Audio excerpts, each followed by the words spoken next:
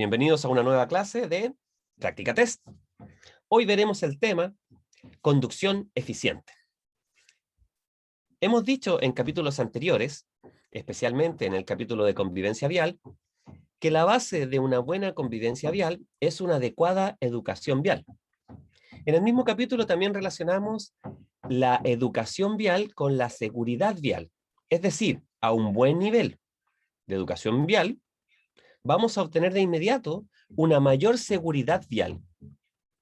Entonces, dicho eso, esto es como un círculo virtuoso, ¿ya? No un círculo vicioso, todo lo contrario, un círculo virtuoso.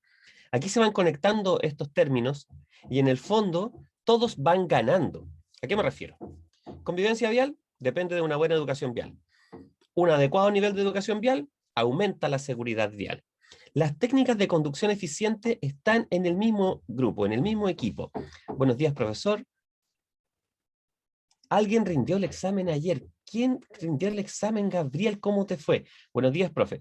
Buenos días a todos. Ayer rendí el examen municipal a las 11:30 y me fue bien, lo pasé gracias a Práctica Test. Gabriel Esteban Manríquez. Gracias, Gabriel, por venir a contarnos.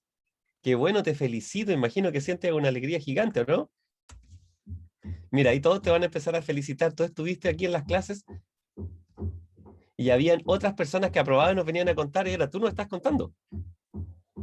Qué bueno, te felicito. Excelente. Muy, muy bien. Te mandamos un abrazo gigante. Gracias por contarnos porque a los demás les sirve mucho. Yo pasé el teórico 3535 gracias a la app. Mira, Valentina Jorquera. ¡Wow! ¡Qué bueno!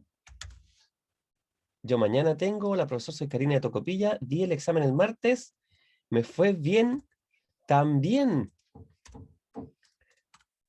3 personas. Nos da ánimo, por supuesto, a todos. La clase siempre la estamos grabando y esto queda grabado. Esto es súper espontáneo y es muy bueno. Miren, vamos a mandarle un abrazo gigante y un saludo a Gabriel Esteban Manríquez, que nos dice: buenos días, profe. Buenos días a todos. Ayer rendí el examen municipal a las 11:30 y me fue bien. Lo pasé gracias a Práctica Test. Gabriel, te mandamos un abrazo gigante.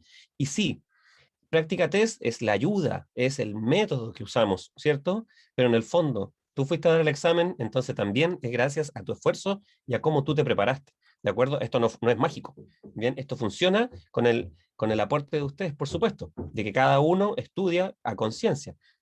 Mira, felicitaciones para todos ahí. Y luego, Karina Alejandra Gaete nos dice: hola, profesor, soy Karina de Tocopilla.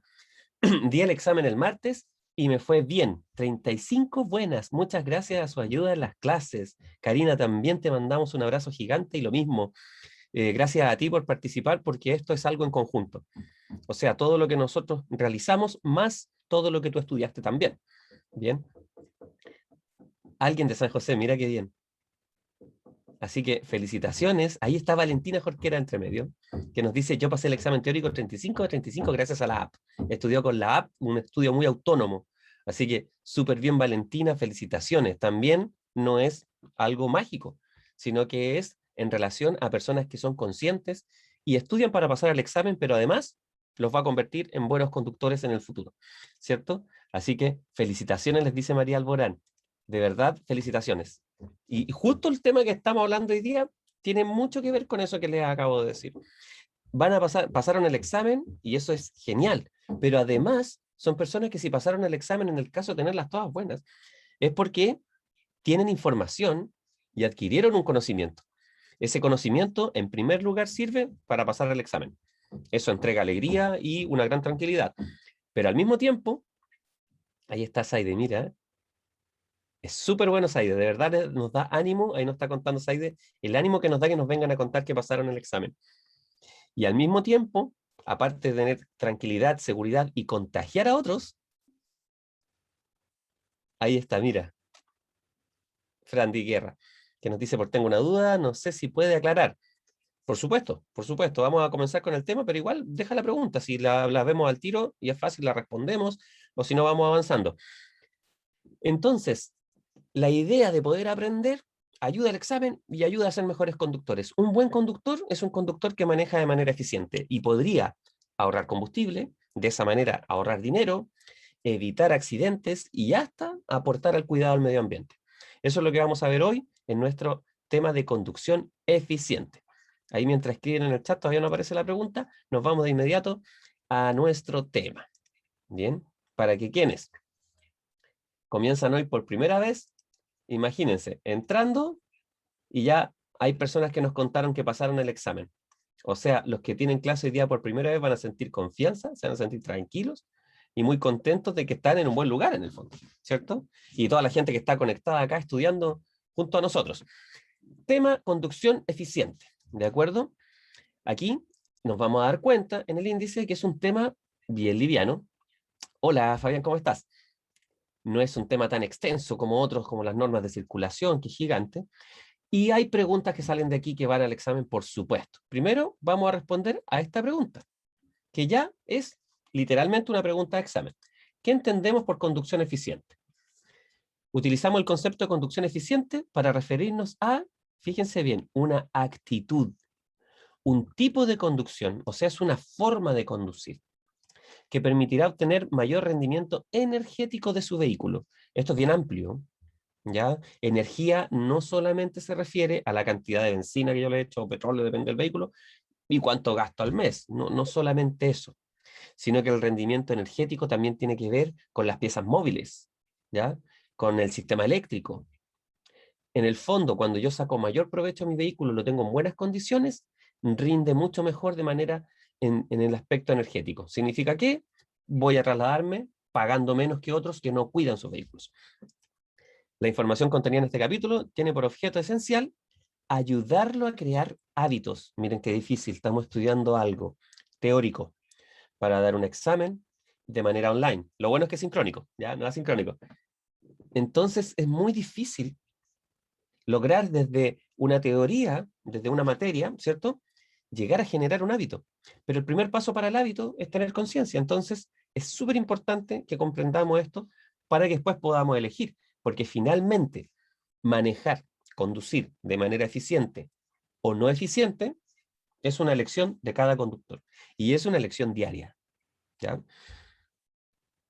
La puesta en práctica de los hábitos que conforman la conducción eficiente le llevarán a reducir en forma sustancial su consumo, ya que optimizando la forma de conducir puede ahorrar entre un 10 y un 15% de combustible al menos, lo que disminuirá su gasto energético final. Muy bien, entonces ahora vamos a preguntarnos cómo incide la conducción en el consumo. Primero, recordar, me detuve ahí porque lo bajé un poco porque esto era pregunta examen. Entonces, una de las alternativas puede ser, ¿qué entendemos por conducción eficiente? Es limpiar el auto, por ejemplo, una opción, hay opciones así, o es una actitud y un tipo de conducción que permite reducir el gasto energético o el gasto de combustible. Ya, esa es la respuesta correcta, ¿de acuerdo? Así son las alternativas que aparecen en ese tipo de preguntas. Ahora sí veamos cómo incide la conducción eficiente específicamente en el consumo de combustible. Ahí estoy. Entonces, veamos este cuadro de inmediato. Bien. La Agencia Chilena de Eficiencia Energética, aquí está su sigla, ¿cierto? La H, han demostrado, a través de varios estudios, que aplicar técnicas de conducción eficiente permitirá reducir entre un 10 y un 15% el consumo de combustible. Pregunta de examen, de inmediato. Aplicando técnicas de conducción eficiente, ¿en qué porcentaje podemos reducir el consumo de combustible? Entre un 10 y un 15%, entre un 15 y un 30, 30 y 40, etc. ¿Ya? Su respuesta va a ser entre 10 y un 15. Y aquí yo les voy a invitar a que hagamos un ejercicio de calculadora durante la clase. ¿Nos sirve para la respuesta? Sí, pero también va a servir para darnos cuenta y para que llevando esto a dinero, a tiempo, meses, años, digamos todos, oye, no es tan solo para responder el examen, a mí me sirve conducir de manera eficiente. Pero nos vamos a entrar en el examen, ¿cierto? Porque el examen es lo que viene ahora pronto. Entonces, antes de iniciar su viaje, se refiere no a un viaje que yo voy a hacer a otra región, un viaje de vacaciones, se refiere a todos los viajes. O sea, si yo voy a trabajar en mi auto, ¿ya? Eso es el inicio de mi viaje diario, ¿bien? Entonces, ¿de qué habla esto? De programar su viaje. obviamente, quien lo utilice el vehículo para ir al trabajo, siempre va a saber cuál es el camino, etcétera, etcétera, ¿cierto? Eso es algo que se entiende. Entonces, es preciso antes de salir verificar la ruta de los sistemas GPS, en donde indican las rutas más eficientes. Ya, esto parece un simple comentario, pero una forma de llevarnos a la conducción eficiente es verificar, a través de los sistemas que están disponibles ahora en los smartphones, ¿cierto? Los sistemas GPS, si la ruta que yo voy a tomar es la más eficiente o no. Si es que hay alguna dificultad en la ruta y toda la información que nos entregan estas aplicaciones, ¿cierto? Aquí siempre les cuento como dato, no es una pregunta del examen, pero todos supongo que saben qué significa GPS, ¿cierto? Que es Sistema de Posicionamiento Global, Global Position System. Entonces, eso es antes de su viaje. ¿Qué más debería haber? Preparación del vehículo para el viaje. Aquí hay una máxima, una frase, un principio, que a más carga, más peso en el vehículo, mayor es la fuerza que requiere el motor para mover el vehículo. O sea, gasta más combustible. Entonces, aquí está el ejemplo, estas personitas representan la fuerza necesaria. Y esta caja con ruedas, la carga. Entonces, a mayor carga, mayor fuerza necesaria, por eso, mayor consumo de combustible. A menor carga, menor fuerza necesaria. Entonces, ejemplo real. Alguien va en su vehículo a trabajar, lleva a algunas personas, porque van al mismo lugar, etcétera, etcétera. Incluso sucede mucho eso acá, de llevar a otras personas y se apoyan en el pago del combustible, perfecto. Bien, y funciona muy bien. Entonces ahí si yo aumento el peso, porque llevo más personas en el vehículo, aumento el gasto, pero podría compartirlo. Ahora, si yo tengo el auto cargado con elementos que no voy a utilizar, ¿ya? Por ejemplo, cosas de un fin de semana en familia con amigos, y después me voy al trabajo y los llevo en la maleta, y es más peso, aunque sea mínimo, va a aumentar el consumo de combustible, porque el vehículo requiere más fuerza para trasladarse. Entonces, sugerencia, no andar con carga innecesaria, ¿de acuerdo? Y si voy a tener una carga necesaria, porque, por ejemplo, utilizo mi vehículo para trabajar con una app y voy cargando cosas que las reparto, ¿bien? Tengo que tomar en cuenta que el consumo va a aumentar, ¿bien? En el mismo trayecto. No te preocupes, Patricia, adelante. Recuerda que la clase queda grabada, bienvenida. Ya tenemos en nuestra calculadora mental de arriba 10 y 15%, ¿cierto? Vuelvo aquí. Si es que aplican técnicas de conducción eficiente, que estas son no frenar constantemente, etcétera, y lo vamos a ver. Veamos ahora qué pasa, porque para ese cálculo imaginario que vamos a hacer, vamos a pensar que alguien no cuidó nada el vehículo, ¿ya? Fue de vacaciones con esta cúpula, este portaequipajes volvió, solo sacó los bolsos, ¿ya? Y después se fue al trabajo, todo un mes con este portaequipajes vacío, ¿ya? Entonces veamos qué sucede. Y además en el viaje largo que hicieron de vacaciones, estoy dando todo un ejemplo, disminuyó la presión de los neumáticos y no la ha revisado porque como no hay ningún neumático pinchado, no me importa. Ya estamos dando un ejemplo de malas costumbres en el cuidado del vehículo. Entonces, cuide la aerodinámica de su vehículo, primero. Recuerde que llevar un portaequipaje puede aumentar el consumo hasta en un 20%. Solo llevar el portaequipaje. Ahí no estamos hablando de una técnica que es un tipo de conducción, estamos hablando de un hábito, ¿cierto? Hasta un 20%. Esto siempre en el libro del nuevo conductor, cuando hay números, estadísticas, datos, cálculos, se transforman en preguntas. Hay una pregunta al menos, y más de una también, pero por lo menos una para cada dato. Entonces, esto ya es pregunta de examen. O sea, ¿cuánto aumenta el consumo de combustible con un portaequipaje? 20%. ¿Ya? Sumémoslo al 10 y 15 que teníamos arriba, que lo vamos a dejar en 15, para alguien que conduce eficientemente, ¿ya? Y ahora le vamos a sumar 20, porque sacó este portaequipaje. Entonces, de inmediato ya llevamos 35% de ahorro. Es imaginario todo esto, como ejemplo. Controlar la presión de los neumáticos, hay gente que lo hace habitualmente, hay gente que puede no saber de mecánica ni saber muchas cosas de cómo funciona el vehículo, pero tiene muy claro que si, por ejemplo, va a ir a la playa, a la cordillera o a otra región, mínimo lo que debo hacer es revisar la presión de los neumáticos y también los líquidos, el líquido refrigerante, y todo eso se puede ver ahora en las pantallas modernas de los vehículos, en los paneles que dan estas indicaciones de que está todo ok. Pero la presión de los neumáticos es algo importante que no toma mucho en cuenta la gente. Cuando tienen una presión de neumáticos adecuada, que se ve en la puerta del piloto, ahí está normalmente en el marco de la puerta, ¿ya? Usted abre la puerta y en el marco del vehículo, al lado de donde se sienta el piloto, véanlo la próxima vez que practiquen, que vaya a una clase práctica, la mayoría de los vehículos tiene una información de qué presión de aire requieren los neumáticos en base a cuántas personas podrían transportar en el vehículo o qué carga llevan, ¿ya? Entonces también la presión debe ser adecuada.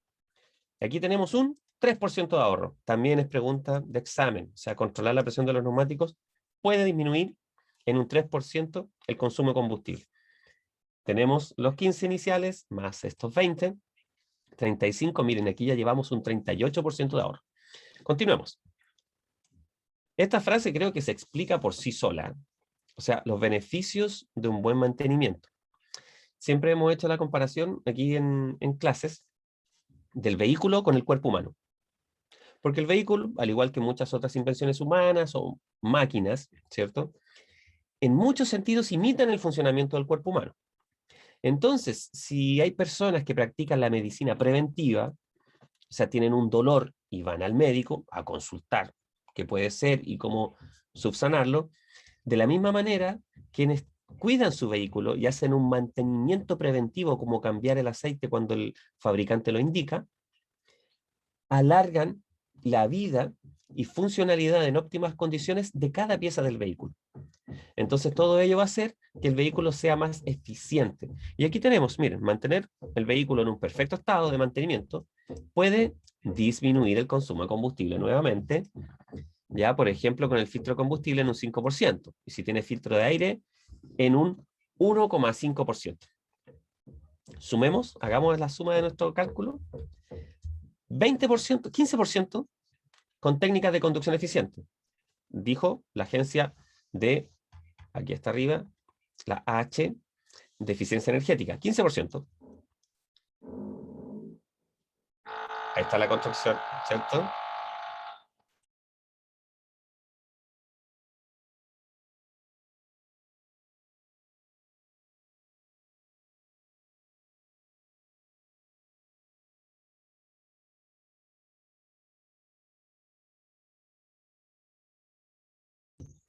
Ahí pasó un poco el ruido, cuando, si no pasan con el taladro para acá estamos bien.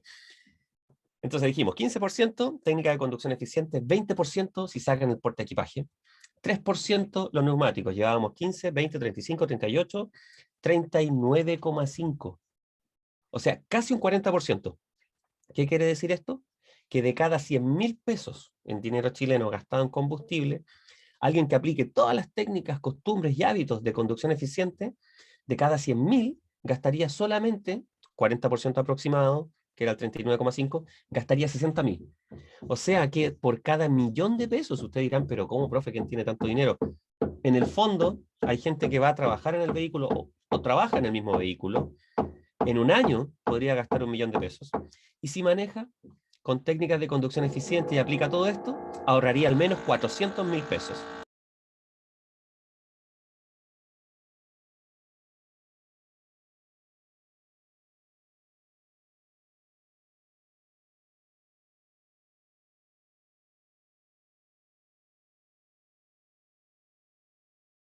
Ahí está, no es tanto, voy a tratar de no comentarlo cada vez para hacerlo fluido como lo hicimos ayer. Ya cuando haya mucho ruido, pausa, le hago una señal y avanzamos. Son solo unos segundos. Si funciona así mucho tiempo, ya no hay caso. Si se extiende, vamos a tener que cambiar de lugar para las clases después. Entonces, mire, recuerde tener pie de pluma, no de plomo. Es un dicho antiguo, ya tal vez nadie lo conozca, pero se refiere que es mejor manejar suave y tranquilo antes de que andar apurado constantemente, como siempre decimos, de forma un poco irónica, con gente que parecen rápidos y furiosos, ¿cierto? Y mezcla la fantasía con la realidad y andan apurados hasta para ir a comprar a un lugar muy cercano. Entonces, otra técnica de conducción eficiente es evitar exigir el motor. ¿Ya? Esta imagen está en el libro Nuevo Conductor. Es parte de las preguntas también. ¿Cómo?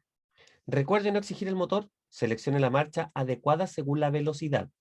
para el modelo de vehículo, la cantidad de peso que lleva, las características de la vía, ¿cierto? Evite sobreexigir el motor acelerando más de lo necesario. O sea, cada vez que nosotros escuchamos un vehículo nuevo o antiguo, ¿ya? Ojalá no intervenido. Hola, profesor, el lunes debo rendir mi examen. Karen, muy bien. Bienvenida, Karen. Vamos a tener tiempo todavía para prepararnos, así que ánimo, ánimo, ánimo. Cuéntanos en qué comuna lo vas a rendir.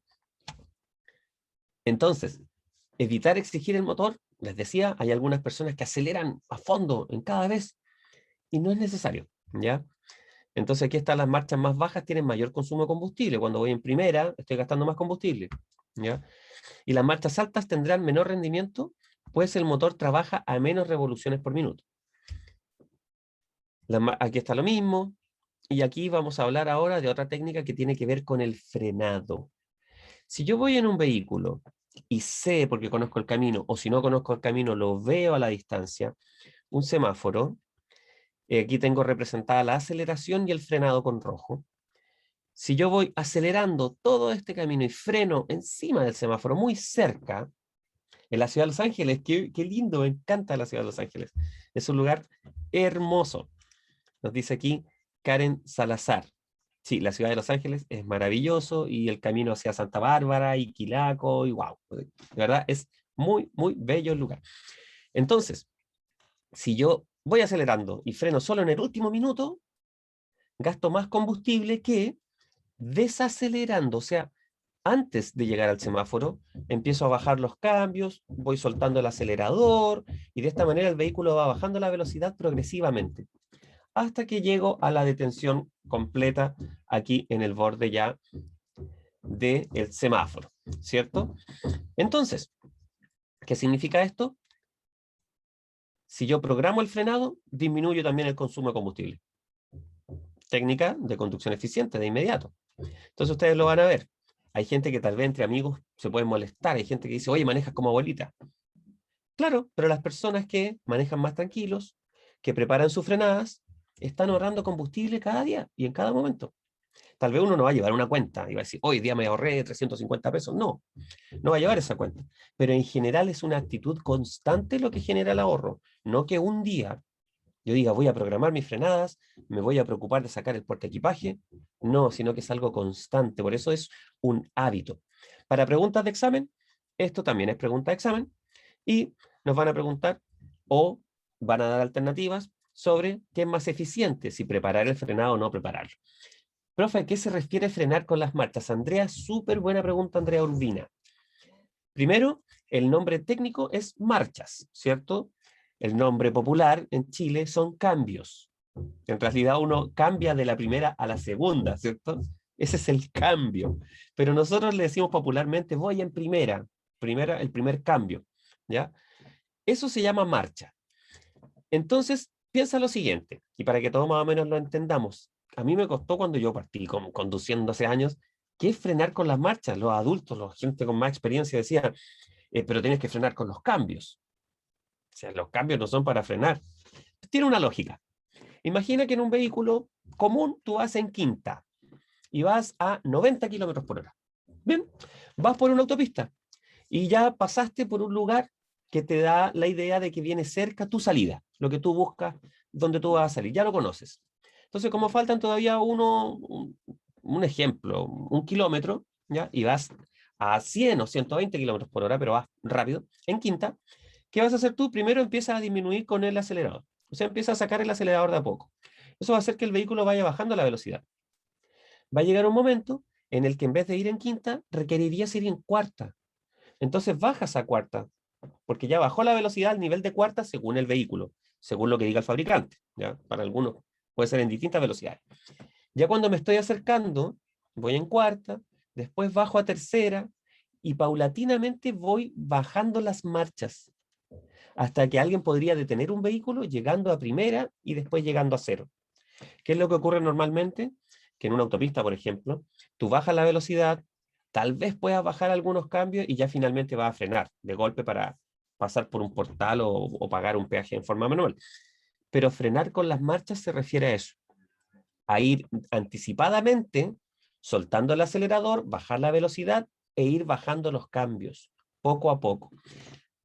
Tu pregunta es súper buena, porque eso también sucede en un caso de emergencia. Pensemos algo que sí sucede, muy poco, pero sucede. Pasa mucho en películas que hablan de que le cortaron los frenos. Ya, pero imaginen que su vehículo tiene una falla en los frenos. Usted trata de frenar y no puede, de golpe. Ok, profe, sí. No puede frenar.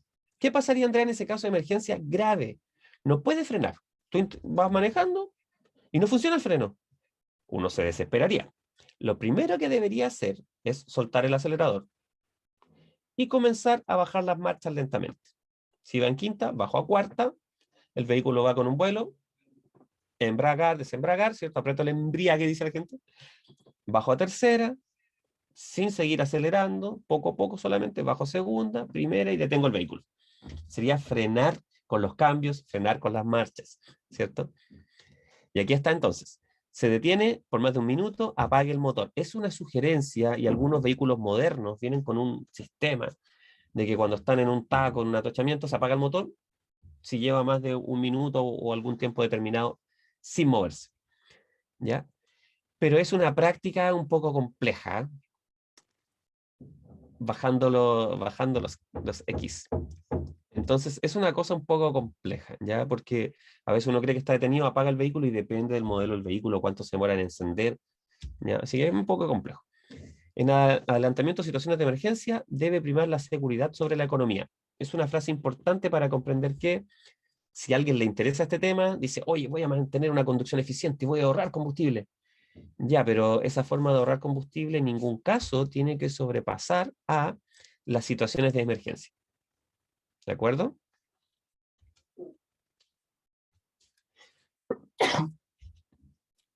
Sorry. Ahí estoy de nuevo, un poquito de alergia.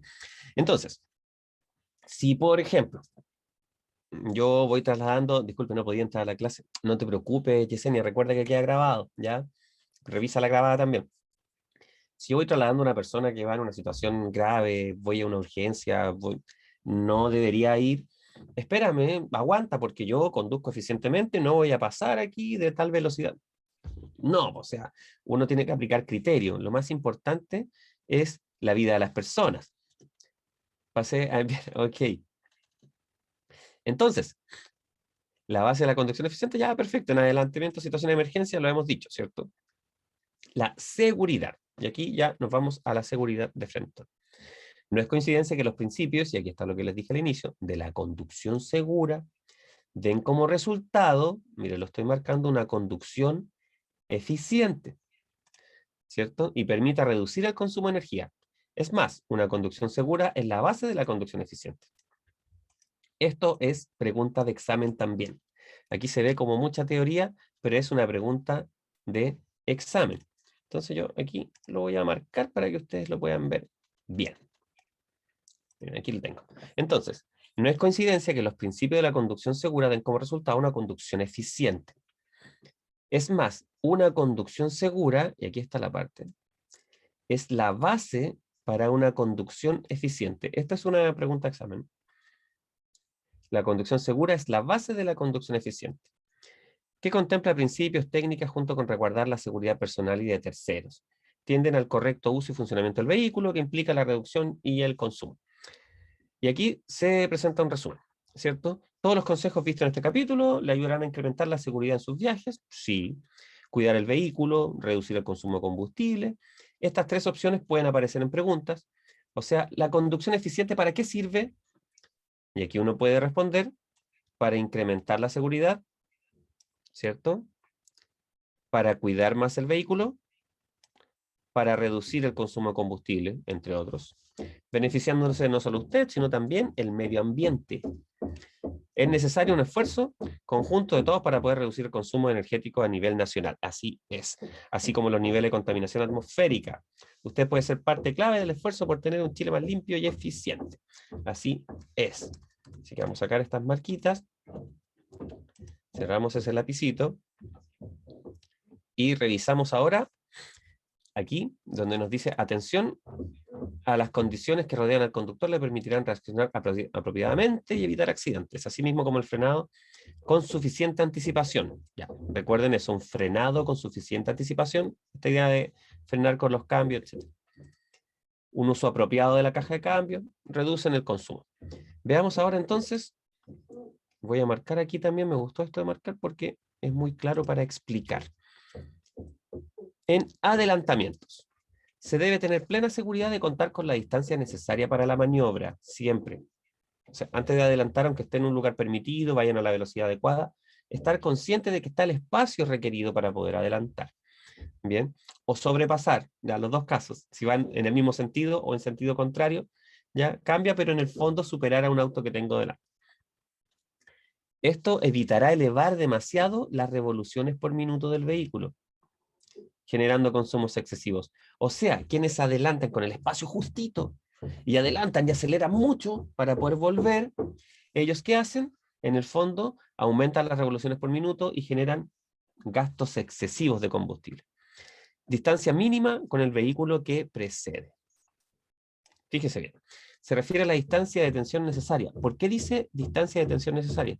Porque si yo voy muy pegado a los otros vehículos, muy cerca, la distancia de detención total, ¿cierto? Distancia de reacción más distancia de frenado, podría no alcanzarla y tendría un accidente, ¿cierto? Solo por ir muy cerca, lo cual es muy difícil en ciudad.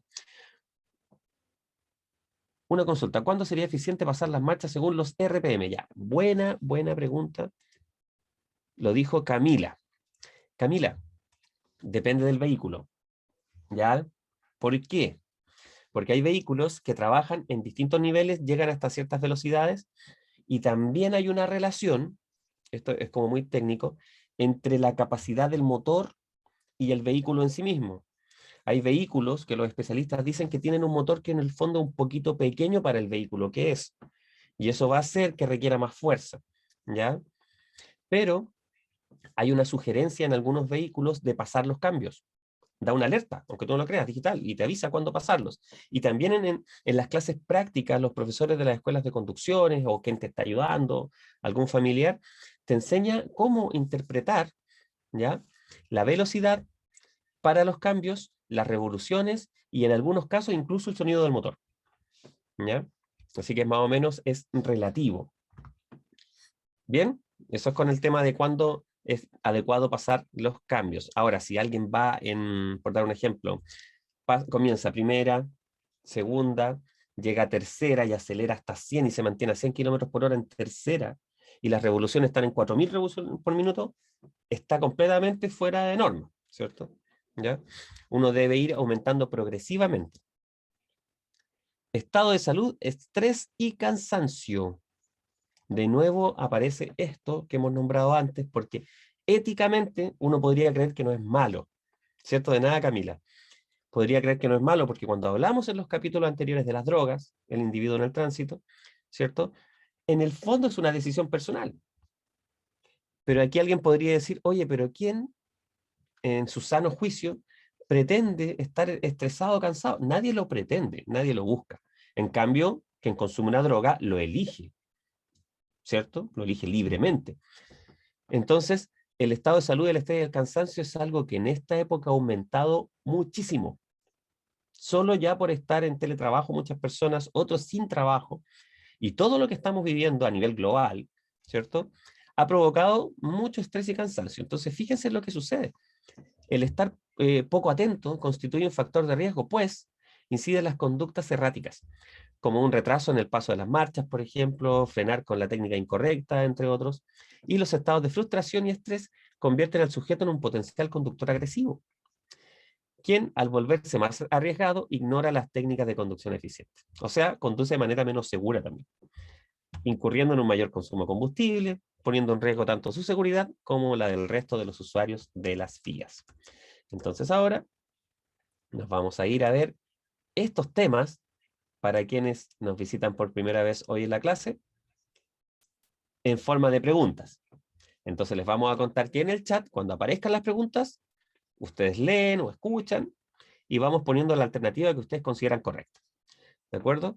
Entonces vamos de inmediato ahora a nuestras preguntas. Y tenemos aquí una primera pregunta. Déjenme enfocarla bien para que todos la puedan ver. Ahí está. Para un mejor rendimiento del vehículo, ¿cada cuánto tiempo debe cambiar el aceite del motor? Tiare nos dice C. Ale Hidalgo dice C. Patricia Noriega dice C. Gabriel y Verónica también dicen C. Cada 5.000 kilómetros, cada 2.000 kilómetros, según lo que recomienda el fabricante. ¿Cierto? Lo tenemos clarísimo. Aumentan el consumo y por tanto la contaminación, un mantenimiento deficiente, por ejemplo, como lubricación inadecuada, baja presión de neumáticos, etcétera. Salir en la marcha adecuada sin mantener el embrague presionado por tiempo prolongado y sin acelerar bruscamente. Y llenado de combustible. Aumentan el consumo. Ah, dicen ustedes, Julio, Rodrigo, ¿están todos de acuerdo?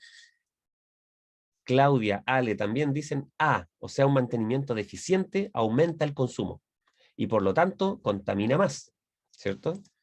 Ahí está. O sea, aquí por todos lados todos ganan con la conducción eficiente. Si alguien tiene un espíritu más ecológico, conducción eficiente.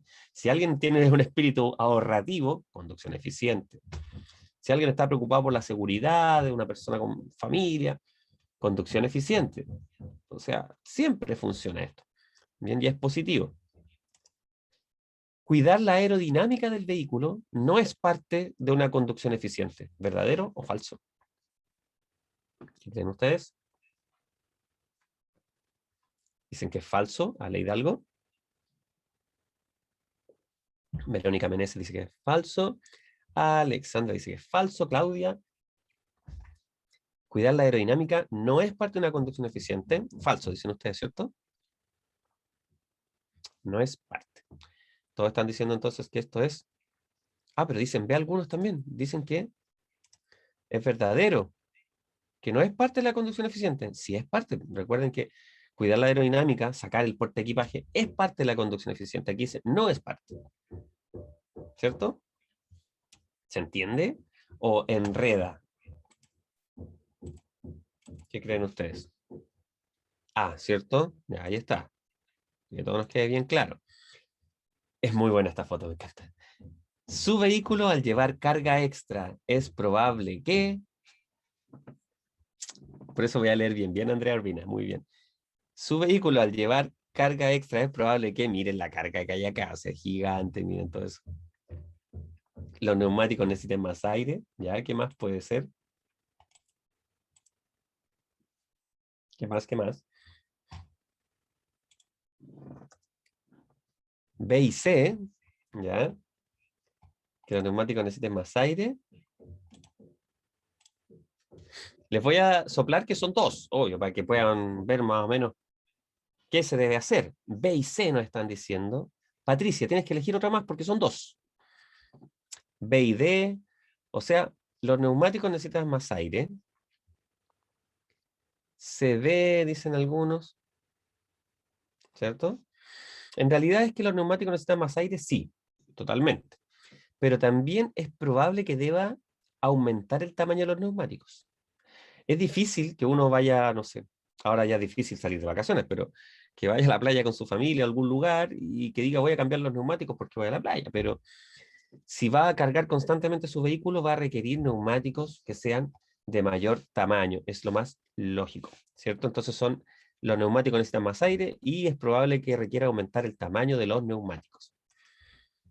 Antes de iniciar su viaje es importante, antes de iniciar un viaje importante, todos los viajes, es importante, ¿qué debería hacer? ¿Qué debería hacer para ello? Díganme ustedes. Les digo que es multirespuesta. Cindy dice que son todas. Claudia dice que la A. María Balborán dice A.